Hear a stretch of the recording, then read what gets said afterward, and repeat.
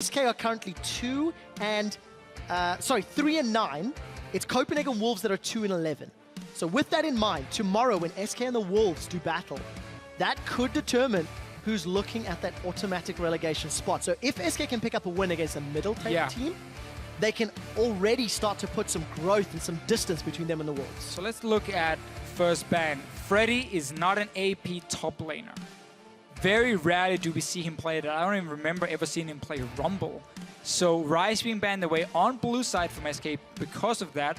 I wonder if Jace is going to be another ban. It's been such a good pick for Betsy if we look at the last week, and I think it's very important that Gambit is getting Betsy on a champion where he can carry. So it's not just about, you know, when Forgiven is playing Sivir, then it's more about shutdown Kappa shot. No, we need Betsy to be up there as well. So there's multiple threats on Gambit to shut down. For now, Azir ban is another one of Betsy's main picks. And for Gambit, their most banned champion has been Kalista. 6 games it's been taken off the table. Forgiven showing he is not playing the Spear of Vengeance. And also purple side. Also purple side. Doesn't want to give it up first pick. Candy Panda, unfortunately, 0 and 4 on that champion. The next ban will be Shen. But it is interesting because regardless of sides, Forgiven is not playing the champion. No, when everybody else in the world haven't seen him. He's been picking up more though of these like utility picks like the Sivir. That's something we have to give him credit for, and he talked about it last week after one of the wins, how it's no longer just about individual players like Forgiven being a big carry like it was on SK. No, it's a team effort. They go down together, and that's a great change for him. We see SK Gaming even respecting the Sivir pick, so they banned it away this time. Clearly have, see what first pick they would want now that we have no jungle bans so far. Alistar could be an option for SK. Lulu ban from Gambit if they wanted to. It's been banned a couple times against SK in the past, and they also put high priority when it was available to help pick up some of those wins. The only wins that SK have secured. So Gambit is trying to bait a Gragas first pick here from SK, and that's not necessarily a bad thing for SK to take that Gragas, but Diamond does like to play Nidalee, even though it's not always been too impressive. I'm not a fan. And you can play Nidalee fairly well into a Gragas. Early game, you can match him really well. You might even be able to beat him. Also, the Rune Glaive change is something that has kind of given Nidalee a few more options in how she can play, now that she has a bit more auto attack threat with the Sheen proc, or the Rune Glaive proc as it is. However, SK clearly thinking this one out. I mean, there's a lot of smiles. Yeah. If there's one thing I'm noticing in contrast to the two teams, everybody on SK side has got massive grins. Okay. And gonna surprise, I think, both of us with a first pick Ezreal. So that's a flex as well. It is a flex pick. For me, if you want to first pick Ezreal, you need to be ready to swap it to AD carry. In case the other team is now drafting a massive heavy engage composition to shut down his Ezreal, then you have to be able to swap him to the AD carry role and then run a more standard mid laner, which does not get as affected by hard engage as a poke champion like Ezreal here. Sadly for SK, they banned Azir themselves. He is one of the quick turnarounds you can do because Azir does really well into like heavy engage. So you then swap the Ezreal to AD carry and you pick the Azir and you're like, haha, fooled you. But that's not an option you for make SK. It sound so easy to Fisher. In this game, let's see Gambit. You see the potential AP Ezreal. You have to think engage, engage, engage. Or do we want to try and match the poke in terms of Corki Jace, which are the two options open for Gambit? You do need to be careful though about going late game, because we know what Rune Glaive Ezreal can do once he reaches that 3-4 item spike. May not be Rune Glaive if Jace gets locked in. Yeah, it's another one. Fox has played Jace, had a decent performance with 8-5 and 4 despite it being a loss. But we'll touch on what they decide to lock in a moment or two. This will be another Corki game for Forgiven, his 5th of the split. 3 wins and a loss. And we just talked about this Nidalee. I thought it obviously was going to be for Diamond, and then with SK potentially first picking the Gragas, which is what Gambit were trying to bait before. We have seen Echo full tank, obviously from Sven's Garena a few times. Been fairly effective, honestly, for him. And I wonder if this Nautilus, I mean, obviously, again, it's a flex pick, can go and raid it, but I could see it as a Freddy champion as well. Massive tank in the top lane. It is the style he likes to play. We have seen Echo played by Sven Skeren as well as Fox. So SK are keeping all of their cards kept close to their chest because they have the option to put every single one of those champions in multiple roles. So how does Gambit decide? They now need to decide what team comp they want to run. Yeah. And just hope for the best in terms of what SK is going to eventually swap out. If I'm Gambit, I feel like I can somewhat predict at least where the Echo is going to go. I'm not, and again, Freddy's not an AP top laner. And we haven't seen Echo mid lane very often because of the fact that, yeah, okay, sure, they played it once, but now we have to remember he's been nerfed a little bit, and he's just been a very effective jungle pick because you can just go full tank. So I would say if I'm gambling, like, that's going to be an Echo jungle. I'm going to say it's going to be a Nautilus support as well, and Freddy maybe wants a bit more of a split pushing pick for himself in the top lane. That's if I'm Gambit and I'm trying to predict where these picks are going to go. And you see for them, they're saying, we want to make sure we have some backline threat against your potential poke composition. And that's why they're locking in a Yasuo. This is a blind pick, though. And I'm not really the biggest fan of it right here. I want to see more of what SK is doing, and then I would have it as a last pick for them. I wonder if it's going to go top lane potentially, though, for Cabochard. Maybe Gambit's been scrimming Giants. It was banned once against them as well, but we were like, huh, Why Yasuo? surprising ban. But now they get to lock it in. So let's see if it is a flex pick for Gambit or not. And we have seen Yasuo into Nars. If that is a counter in Europe, as it is in other regions, it also reduces one more champion from Freddy's pool, his second most played, we should point out. To see what they decide to lock in. It looks like it's going to be Nautilus top if this Victor and Lulu get locked in, because we expect that Lulu to be in Nrator's hands. So if I was Gambit, I would have predicted wrong with the Nautilus at least. But it does mean we see SK Gaming say we first pick Israel, but we realize now with Yasuo coming in, there's backline threat from Gambit, so we're going to change it up. We're going to move him to that AD carry position. We take the blind pick Victor. Again, he's a safe laner. He can perform really well in most compositions off of that guaranteed wave clear as well, which is what you need when you have like an Ezreal AD carry. So SK Gaming just changing around a little bit in terms of, or looking at what Gambit is building.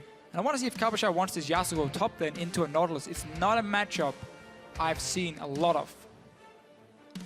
I've never seen. I was going to say, I've not seen it at all. I'm not worried to say that in the slightest. In the game of pick and ban roulette. It's all mind games right now. In the game of pick and ban roulette, who has come out the victor? We've got 4 seconds before we see this final pick. It will be a Yasuo top with multiple knockups, multiple knockaways, multiple options. Cabochard to find a target. If Gambit can manage to get Cabochard rolling, then I really like the composition they've been building here in terms of getting to the Victor, getting to the Ezreal. What SK Gaming is going to do is they're going to build a full tank Gecko and a full tank Nautilus, who's going to be a pain. I mean, Forgiven won't be able to take them down, but that means it's not going to be about him anymore. It's going to be about what Cabochard can do towards the backline of SK Gaming instead. And if Yasuo can beat the Nautilus in the one-on-one, you're going to have a split-pushing threat coming in for Gambit. You have decent or great wave play in Corki and Orianna, so it's a very safe comp in many ways for them. And you have enough knockups, I mean Shockwave, and you have Alistar, you have Gragas, to set up Cabochard in these fights here. SK Gaming obviously with Lulu, which is one of the traditional counters to a Yasuo, being like, hey, I can wild growth whatever target you're jumping. But it's going to be support Lulu, so late game, the shields and the HP from the ulti is not going to be that huge compared to what a late game Yasuo can do of damage.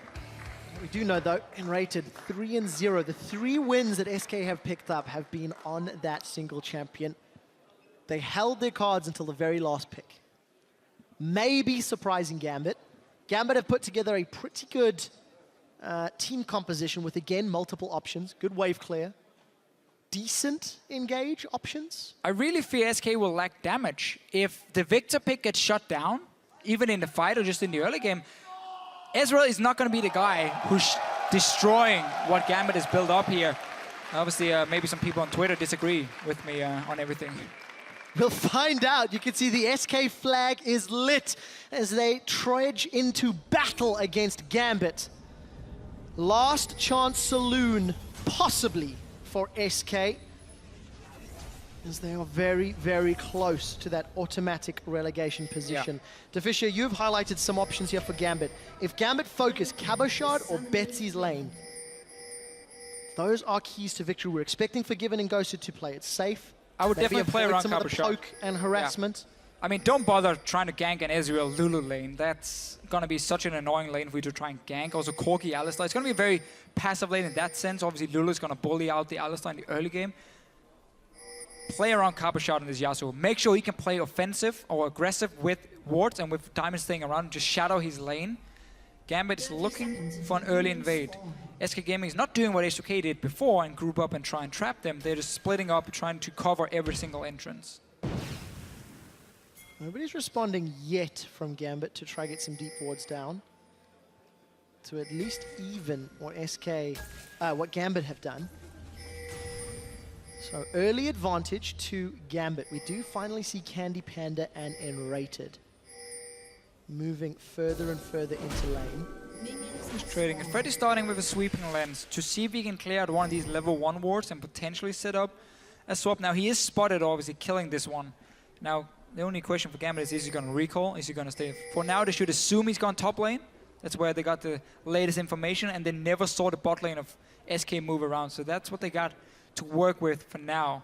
And they will just swap Forgiven and Ghost of Pepper away from this Lulu Ezreal lane. We talked about how annoying Lulu is going to be in the early game of it. They swap it around and also see if they can deny Freddy a little bit on this Nautilus. Krug started by Enrated and Candy Panda. Focus down the little one. I talk so much about this champion. You can see the stats on your screen as Forgiven and Gosu. They will secure their Krugs and move their way into lane. So Freddy's got a little bit of an early push. Enrated and Candy currently no opposition. Cabashard's currently was holding Diamond Prox's hands until he's just recalled. So Freddy will always try and get an early push in his lanes, even if it's a 1v2 situation. He wants a bit of farm, and then because we had to change quite a while ago with the XP range of minions, he always stays and he tries to soak up XP for himself. Sven and Diamond are going to find each other. Sven decided to start on the weak side. Did Grump, then did Blue Buff. Gambit did not invade, despite having the lane top. They took their own camp, so wanted to secure a buff and potentially be ready if SK had swapped the dual lane top as well. So for now, Sven will get 3 buffs, seeing as they should be able to secure the blue buff of Gambit as well, because he was starting on that weak side and no invade from Gambit. So we do see Cabashard. He's moved up to that top lane. The wave has been pushed all the way to Freddy's tower. Freddy holding on to his teleport in base, and Candy Panda's trying to push out bottom. So I just want to talk a little bit about what we see here. There's been a slight change in how a lot of teams play the lane swaps. Now it's the top laner who's sitting with the dual lane to kill the tower, while the jungler is still moving around the map and farming for himself. So he's going to be stronger due to this. You even see Diamond is recalling now because there's no real camps for him to take. And then what you do is once you kill the tower, you just leave the lane for your top laner, and you also give him, in this case because you have a Yasuo, you give him full gold from the tower. That's what I would like to see from Gambit. So Forgiven and Ghost Paper will then move away and let Cabashard finish off the tower, get the full gold for himself. You can see it right here. And then Ghost Paper walks back in. So they might just want to share it. I like it when you just give it to the top laner. Gives him a small advantage. And he is on a Yasuo who needs to snowball. So first tower secured in favor of Gambit. This is in fact their 8th first tower in 13 games. And with SK having the numbers advantage down bottom for the time being, we'll see if they want to go for a dragon. SK have definitely been incredibly impressive with their dragons. Coming into the week, they had 36, the second most in the entire league. But they're second last on the ladder. So having those dragons hasn't necessarily helped convert to wins, as we highlighted in our pregame. Yeah, always gotta get number 5 to get the real impact for SK. Also because they don't run these poke conversations very often, which can benefit from some of the buffs on the way to number 5 for dragons. Meanwhile though, because SK Gaming had a different strategy in the lane swap, it was just Lulu Ezreal taking down bot tower alone. It has meant that Freddy hasn't really picked up any farm. He got the first few minions, and then he's kind of been denied. He's not been down pushing in the bottom lane. He's not really been double junking too much with Svenska either. So he is gonna be behind now because Cabashard got the wave up top once the tower went down. And now there's going to be a big wave pushing down. That's an opening for Sven though to go and gank him. Now that he's pushed so far up and you have a Nautilus to set it up. We'll see whether or not Sven's early damage will be enough. There's sure as heck enough CC from Freddy. Down a lot of CS, but a lot of minions to farm. We did see Sven getting gifted from camp. Phase dive over. We are going to see the wind wall come out. That means the dredge line is blocked, and Cabashard continues to put the damage down onto Sven. Parallel convergence will not find a stun. The big body barrel slam will. Caboshot dashes once, dashes twice, finds first blood, and gets himself a blue buff for a moment. Gets a knock up onto Freddy. He's staying alive. Freddy should go down. 1 or 2 more hits. Freddy's gonna dredge line to safety. And Gambit turned that around. So SK Gaming was setting up the gank, but the wind wall first of all blocked the hook from Freddy, and then Diamond, he knew his top laner was gonna get ganked, so he moved all the way over there. Fantastic outplay for Gambit. Very important first blood, because this also keeps Freddy down. He lost a lot of minions during that fight. And because his team didn't really help him in the lane swap, he didn't want help because he wanted to stay up in that top lane, and Gambit played around Caboshot a little bit more. Big difference early on. And for Diamond Prox, it's before 15 minutes, involved in first blood. We've talked so much about Diamond's slower pace in the early game. He started off well today in that lane swap. Caboshot picked up that Zeal, is returning to lane. Even farm between the 2 Triforce AD carries in the bottom lane. And Forgiven and Gosu playing really quite passively. Well, as you expect, I think. Right. I mean, this is not going to be, once again, it's not going to be about the Gambit bottom lane. It's going to be about what can Caboshot do on this Yasuo pick. Sounds like you've heard that before. Yeah, I mean, that's been a strategy for Gambit very often. Now, obviously, you have late game scaling on Betsy. That can be key for the team fights. But I will also say I prefer the Corki Power Spike over the Ezreal when it comes to Trinity Forces for the mid game. And I just fear that SK will lack damage. Who's going to kill Diamond Prox full tank when he dives in onto Candy Panda? You have an Alistar in the way as well. It's going to be so difficult for SK with this double carry setup and to take down targets. We highlighted how many knockups there are for Caboshot's last breath. But we didn't necessarily talk about how many ball delivery systems there are. Alistar, Yasuo, Gragas, all of them could set up a great shockwave. Take a look top lane really quickly. Caboshot and Diamond are looking for another kill onto Freddy. Observers don't mind too much, but Freddy was forced to get away. Svensson is playing around the wrong lane. You don't have to go bottom lane here. It's in full control of SK. You need to help your top laner. He's getting pressured by 2 members every time he tries to farm. Diamond is nearby. SK Gaming have surrendered the top side of the map. That is the lane Gambit wanted to win, and SK Gaming right now are allowing them to, and stealing away the 1 HP blue buff. Fox got it. That's what matters.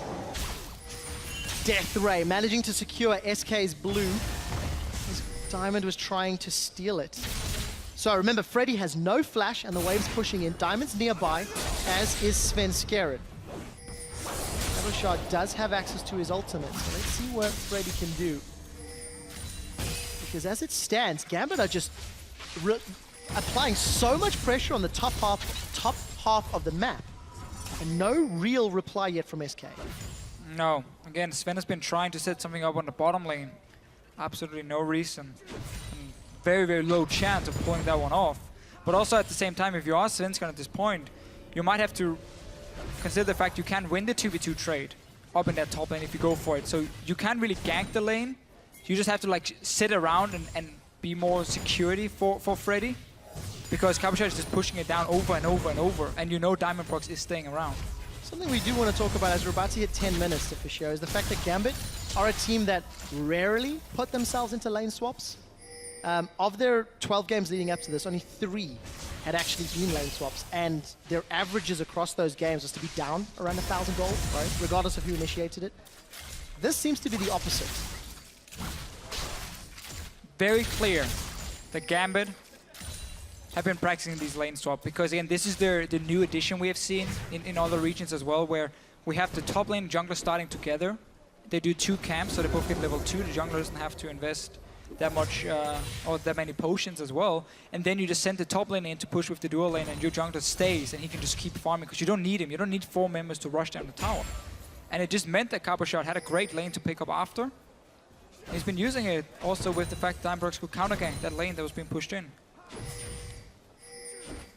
As we've said, 10 minutes is clocked over. About 1,500 gold in the lead for Gambit. They have a CS advantage in every single lane. Even support. Albeit small ones. I'm going to let the Relic shield. I mean, it's great last hitting. Look at this last hit he's gonna. There's no stack for Gosu. Ah, 80. Whatever. Fish, I thought you used to play this role. Pay attention, man. I'm playing 80 carry now. great AD carry player. Is that working out for you? No, my champion pool is horrible. I can You just play Sivir? I can play Sivir, Yeah. then I try to play Lucian, but I'm lose all the time because Lucian is not very good right now. So ban Sivir against Officio if you see him in solo queue. Alright. Gambit now slowing the pace of the game. We can see Cabochard has held that lane up top for a little while. And Sven, we mentioned in Picks and Bans how if Sven was able to disrupt Gambit's chances, maybe he could work out. Gonna look for an engage. Parallel convergence. This might be a stun, and it catches Betsy out. The Chaos Storm will burn Betsy down. And the Shockwave didn't finish the animation. Great combo. Yeah, great combo here from Svenskeren, landing the stun and then of course just burning down Orianna. Look at the bottom side of the map here. SK Gaming have taken control of the river with pink ward, so Sven knew he could move in around this mid lane here and set up a gank. Even and Raid had already moved before it started in case a bigger fight would break out. So nice little setup from SK. Ignore that bottom lane, gank the other lanes. If anybody's not watching mid lane when Svenskeren plays Echo, it's a big mistake. Because Svenskeren has played Echo 3 times now, and all 3 times has picked up kills in the middle lane. Twice from Wraith Camp, now from the river. Definitely seems to be putting some Here's the thing though. tools with that WE combo. Betsy could have flashed W, I believe. And he didn't. He saved until after when he'd already been poked down so low. That was a mistake for him. Diamond, though, he's gonna go in for the gang and oh! 3-man Setup! The last breath!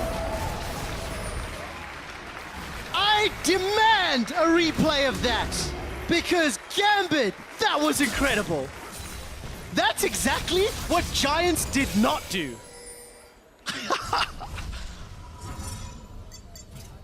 Man, that was insane. I love that play so much. Cabochard Diamond roaming down. Revenge for killing Betsy. Yes! Alright, okay. Diamond, flash burst time, and goes to Pepper. 3-man ulti from Cabochard as well. I mean, you rarely get this great of a setup. And you even blocked the ulti from Candy Panda. I've not seen anything else that is deserved of an LCS big play other than that. Gambit, they did manage to take the tower, and now they need to defend. At 13 minutes, they've got themselves 4,000 gold in the lead. Cabochard has teleport available and is pushing the inner turret in the top lane once more. Great play from Gambit, and we talked about this, we talked about lane swaps, the lanes reset, and a well-timed roam with the minion wave allowed that dive to happen. And these kind of plays are so much easier for Gambit to set up in this game because they've been winning this top lane, and Cabochard has just been pushing it down over and over, and suddenly the route he has to take from the tier 2 tower and top down into the mid lane is so short for him. It's been warded up most of the time. He just walked in there with Diamond. So you set up these tower dives where SK, I mean, it's such an impossible situation because you might expect the dive to come, but if you leave your tower, you just might end up giving up that tower to Gambit for nothing. But you can't really stay either because you know there's this risk of a potential dive coming. And that's how teams are able to simply shrink down your own minimap. And they give you such a small map to play on, where if you move too far out to even just your own tier 1 tower, you might just be at risk of dying because you've been losing one of the side lanes, and it opens up for these roams and these dives, and which teams are getting better and better at executing. Exceptionally so from Gambit. They continue to demonstrate growth in the summer split. With most games we watch from Gambit, it is a slow and steady climb to looking like a better team.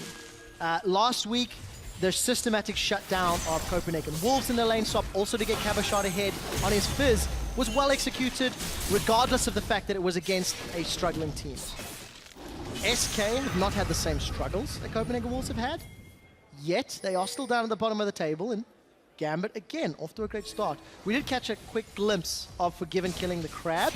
He's got that Trinity Force already versus a Sheen and a Phage. So item advantage if Gambit can find another team fight. And there's a lot of grouping taking place. Forgiven's miles away. But it's also just about Cabochard getting one-on-one lane. He's going in on Freddy. Last breath is up. Freddy's going to throw down the mine. Not going to get knocked up by depth charge. Look at the rest of the team though. Everybody's converging. Forgiven is not here. Svenskeren's got knocked up, and Gosu Pepper is going to get stunned by the parallel convergence. SK's in the retreat. Svenskeren gets caught out. Going to chrono break back, but it will not be enough. 2-0-2 Cabochard. I really want to highlight how Gambit is very clearly pre-planning these all-ins for Cabochard. As soon as he jumped on Freddy, 3 members from Gambit went from the mid lane and started moving down bottom lane. Diamond was there first, then 2 other guys followed after. And SK Gaming are fighting in a disadvantage. They don't have Trinity Force complete on Candy Panda. He's out of mana as well. There's just no damage for them. So Gambit are happy taking these fights. They're happy saying, okay, we're gonna all in. If you chase them down, we're gonna follow you.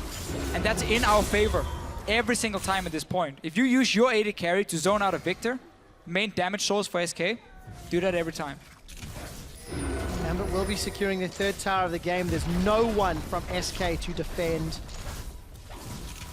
And just very, very good play coming out of Gambit. I once again just want to give Diamond some praise and Gambit as a team, because not only are they looking coordinated in a lane swap, which they have limited experience. Diamond was 1-0-2. He had 100% kill participation in 15 minutes. It's not something we've seen. Fox has picked the fight with Cabo or vice versa, and Fox is going to get dumpstered. Cabochard is so strong. Everything from the early game has been to set him up. He's been using it. Diamond is sitting, ready to help Cabochard as well. Almost all the time. Now he doesn't need him anymore. Now he's a grown man, make his own decisions. Implying he wasn't before? Well, I mean, Diamond was there to help him at least. Babysitter Diamond. That sounds like a Photoshop I'd like to see. Babysitter Diamond wearing a Gragas skin. Ghostu Pepper's going to be babysat by Diamond. Think Ward's getting cleared out. Candy's actually aggressively arcane shift forward, and Freddy's found a dredge line. Ghosto's already thrown down that unbreakable will and will continue to get away. Lethalon slows down, and Pulverize does not connect. And Freddy will stay alive. SK remain grouped and begin sieging his outer turrets. Yeah, only have Candy Panda here to really hit the tower. Victor joining in now. It's 5 members from SK. They just used quite a lot on that. That's fine. No, he got it again! Man lost breath! A double kill for Cabochard, and he wants more! He's gonna keep sweeping that blade across! He's gonna find himself another with the help of Gambit! Killing spree shut down by Fox, but it does not matter! An ace for 1! And this time he even set it up himself. He lands the knockup. Cabochard jumps in. Gambit are pulling off some insane combos in this game. And SK Gaming just have 0 answers. They've been behind since the lane swap. Nobody's gonna stop the Yasuo at all. Not even close. And SK Gaming were the team who was like baiting around all these flex pick in the pick of Memphis. Let's see it again. Knock up well. Where's Candy Panda? Let's knock him up 3 guys. Yeah. Everyone else from Gambit's like, yeah, I'm helping, I'm here too. But it's just all about what Cabochard is doing. 10,000 damage has already been dealt to champions by Cabochard. It's more than double the next highest, who is currently Forgiven. 10 kills to 2. We're getting close to 20 minutes. We're getting close to 10,000 gold lead. How much money is Cabochard? God, he's 8,000 gold, 3K ahead of Freddy. And you know what? He's only getting stronger. He doesn't even have Infinity yet.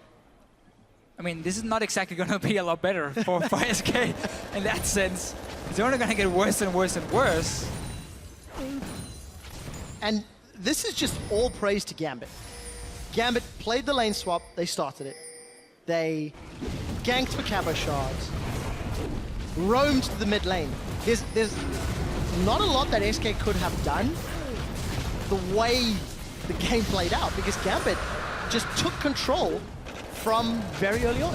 I would have liked to see SK in the lane swap play the same, like mirror what Gambit was doing, where Freddy then would have gone to the bottom lane. He would have gotten the lane from SK and he would get to sit and get equal farm to what the Yasuo was doing, because we mentioned this in Champs, like how much of this game was about can Cabochard get rolling. We talked about it multiple times.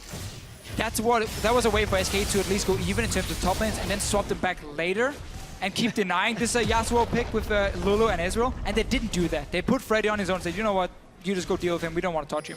And to expand on, you know, Cabochard getting resources and Forgiven getting resources, when you actually look at the percentage gold share that they get for their role, both Cabochard and Forgiven are #1 in the European LCS, which actually leaves Diamond 10th out of 11 for gold share, and Betsy 10th out of 10. So all of the golden resources have been put into those two. All Diamond is farming is just enemy wards most of the time. And Cabochard is getting all the kills as well, so it is the way Gambit is built up. We have seen Betsy step up more and more and stop playing some of the carries, but he's never been consistent enough, in my opinion, to be relied on as 100% mid lane carry. So we have seen him been playing more utility mages from time to time. This one as well, I mean, obviously utility wave clear in the start, then late game, yes, he's going to be a big carry, but Gambit won't even need him in the late game at the moment. It's a different style of team, but it's working for Gambit most of the time. They're 5 and 7. They're looking to put some more distance between teams below them. If Gambit pick up a win today, which is looking very, very likely, they will then tie the record with Giants, meaning that battle for 4th place is getting even more contested as we're nearing week 7, week 8, week 9 in the LCS. Gambit is just becoming more and more meta as a team. The addition of Sean's as a coach has clearly worked really well for them. In the start of the split, I remember I was looking at some of the pick and ban phases being like, you're giving like every single OP pick right now to the enemy team. And it just went super wrong for Gambit in like 20 minutes and the game was over. But now they've really changed a lot of it. And sure, Kalista is not there. That's been about it for them. We see more and more maybe Forgiven strategies ahead of the curve. Maybe Forgiven knows it'll be nerfed and won't be able to be used by time playoffs rolls around. That's when he laughs at all the people. Cabo wants more. Cabo should get more. Dredge line away. Cabo's going to keep something. A new challenger appears and Fox shuts him down. Cabochard's got a small grin as he realizes he bit off more than he can chew. But you can see Gambit already making a cross-map play because you know there's going to be at least 2 guys to try and kill Cabochard. Top lane tower goes down, and then even though SK got a kill, they lose more. Gambit, another small advantage. That's how you always want to play split, which notice how we had 3 lanes at once pushed down. So once the gank happened, something went down elsewhere. Now it's going to have to be Baron soon because Gambit is running out of outer turrets to kill. And this is a very important game for SK as well. Not only is playoff hopes less and less likely with a loss, but for SK, they're down 0-1 to the Copenhagen Wolves, who are below them. And SK play the Wolves tomorrow. That could determine head-to-heads. We'll expand on this They're going to have to stop this Baron then, Trevor, if they want to have a chance of winning this game. I don't think they're going to be able to. They're not! Baron has been secured. Cabochard's found Sven Skjern. The Chrono Break will buy some time, but Forgiven, as well as Cabochard, will double team Sven. Baron secured, Dragon secured, 5 towers. Last time I said those lines, it was for SK, and SK ended up losing that game. I don't fear the same fate for Gambit today. They've been playing near perfect in this game. Very, very few things. Gambit didn't make the optimal play. And now, well, let's kill someone. So, Fox gets knocked back into the team. Diamond Prox as well as Gosu Pepper tanking for days. Freddy's on the front line though, and Gambit forced to retreat. He didn't get the damage they wanted on Candy and Fox. And those empowered recalls mean they can rinse and repeat to try again another day. Yeah, wanted to pull off the combo. I think the tower was a little bit in the way. Gosu Pepper had to like walk around it after his combo and didn't manage to get a whole lot from the shockwave. Didn't get to see it too closely though. Instead, Gambit can reset it. One mistake, nobody died. You can get a dragon for yourself and you can go back to just split pushing with this Yasuo. Vintage is completed. Cabochard says thank you very much. Got that after his sped up recall. Ah yeah. In the 2-1 down bottom. Saves the 8 seconds for recalling. Diamond Prox and Gosu on the front lines in the middle. And as you mentioned, Officio, Baron Empowered minions down bottom. Freddy is praying for support. Remember, Frozen Heart, we'll give him some time. Yeah, but remember this flat armor penetration coming, or the armor penetration for Cabochard as well. Against these tanks can be very effective. He's going on Freddy. So Freddy's got caught out, Wild Growth used already, so they've traded Last Breath and Explosive Cast. Steel Tempest knockup follows, and Forgiven's pushing middle, while the rest of Gambit are pushing bottom. Gambit will continue to farm out the jungle and push up to this middle lane. Forgiven's got a couple hits onto the tower. And while this strategy is working right now, I need to be a little careful not to leave Forgiven alone. I remember when he played for Copenhagen Wolves last year, it was one of the problems that the team had, because Forgiven was always in a side lane, never with the team when they needed it. Not the case on Gambit though, because Cabochard has taken over these side lanes. It's not for Forgiven, ever really. He's gonna sit with Betsy, with the team. Last outer turret is down. Mid lane is very open if Gambit want to go in and land a few hits. Obviously where the Sheen always works wonders and should have. So before this armor penetration from Cabochard. Not able to completely shut down Freddy just yet, but Freddy doesn't have anything to do in the lane, just standing there taking damage. Look at the cooldowns. Last breath is up for Cabochard. Explosive cast will be shortly for Diamond Procs. The tower has dropped at 26 minutes. What an early inhib turret, and the turret, the inhibitor, is secured. Gambit gonna back away. Baron's worn off, but it was used exceptionally successfully. Golf claps all around for that one. Well, so Gambit now will follow Unicorns of Love. Both teams have been winning today. Giants lost, so they're moving up. Should be tied for 4th place.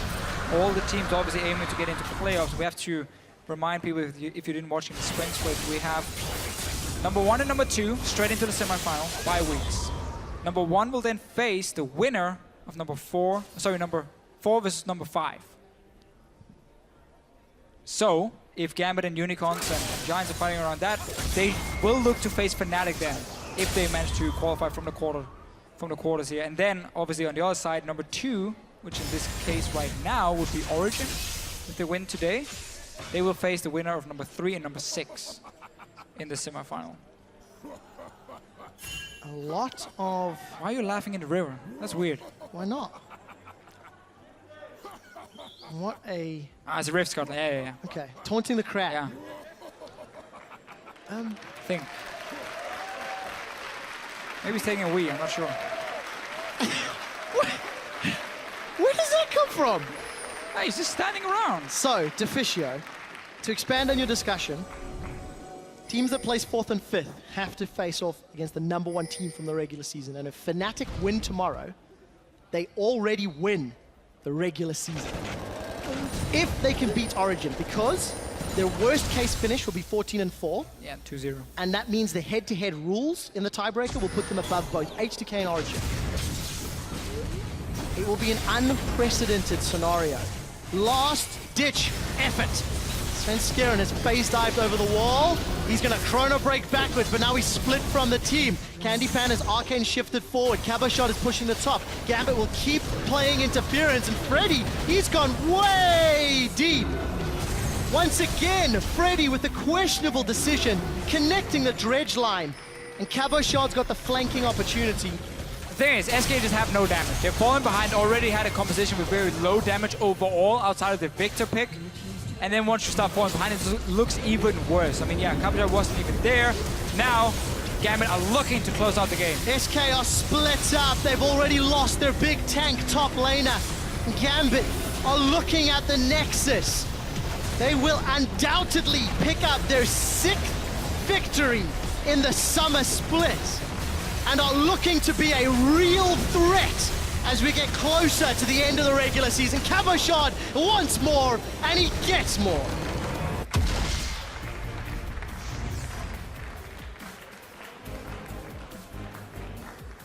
Fantastic game. Yeah. 29 minutes, start to finish. 100% under control from Gambit here. Had a few, the Yasuo flex pick coming in. SK didn't really know where it was going to go before the last pick, but also SK Gaming likes to run these comps here with double tank and then double carries. I don't feel like Ezreal can fit into that comp really well, because again, he's too low of a damage dealer for most of the game, and it becomes very, very easy for other teams to then target the one guy, which is now in this case a Victor. And at the same time, Freddy, it's hard for him to have the impact he wants to if he's not on a split pushing champion. That's why I expected him to swap the Nautilus to support and then try and get some sort of split pusher for Freddy. That's why he normally really shines. I just feel like they got outdrafted by Gambit and outplayed. What a statement. Gambit outdrafted their opponents. It's been a couple of weeks in the making. But again,